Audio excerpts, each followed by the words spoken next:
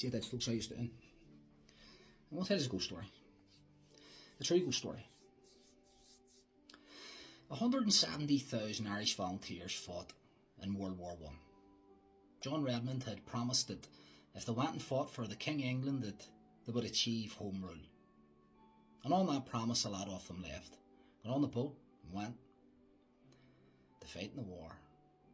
170,000 out of 180,000. Away they went. And within this crowd of boys, there was these two young boys, two best friends. These two boys just were kids. And the guy telling the story, he says that he had no interest in politics. For him, he was just a young boy, and him and his mate wanted to go and see the war. It was just a bit of adventure. They'd read the books and they'd heard the stories. They wanted to see it for themselves. Let's be honest, every kid wants to be the hero in the story. Nobody thinks they're going to be the one to catch a round on the way off the boat. Or the first one to catch a round on the way off the boat. There always has to be somebody. But that's not how you think as a kid. You're indestructible. That's what you think. He said whenever he got there, it was nothing like he ever thought it would have been. He said it was hell on earth. He said he watched grown men cry for their parents. He heard bombs going off that he had never heard the like of. He said the machine gun fire was like rain. He said he was terrified every day when he opened his eyes that he shut them again. Always wondering, would this day be his last? This one day, him and his friend were talking and he says to his friend, "What are we doing here?" His friend went, "I don't know, I just wish I was home." So, that day, the commanding officer come over to them and says to them, "Listen lads, it's a long night, you can put your heads down." So, they did. They knew it wasn't going to be for very long. And they knew if they were being told to put their heads down, they must have a long day ahead of them too.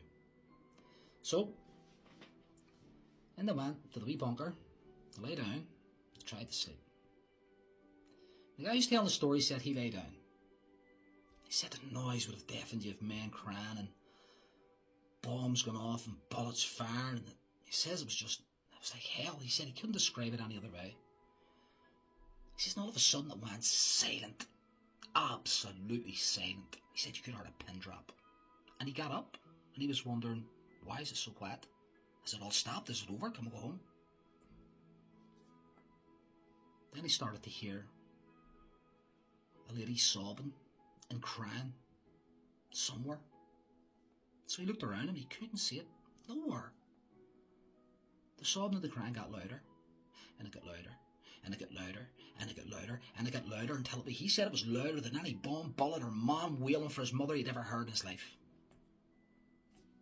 And it just stopped, and the bombs started again. At this, his friend woke up. He knew what this meant. But who? Who was she there for? When his friend woke up, his friend says to him, "Did you not get much sleep?" He says, "Well, a wee bit."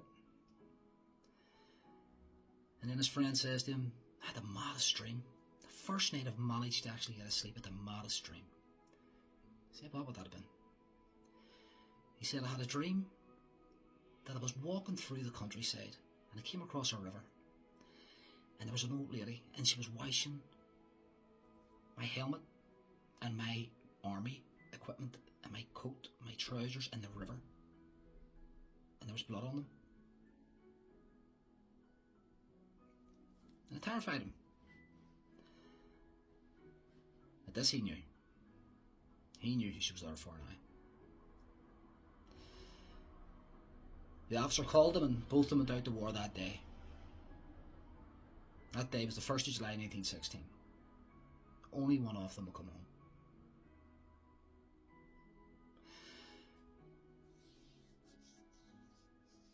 War is such a terrible thing.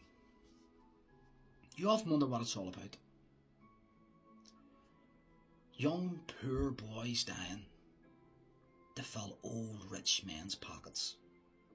That's all it ever seems to boil down to. Will we ever know what it was about? Will we ever know what any of the wars were about? As the old saying, history's written by the victor. I suppose only one person knows.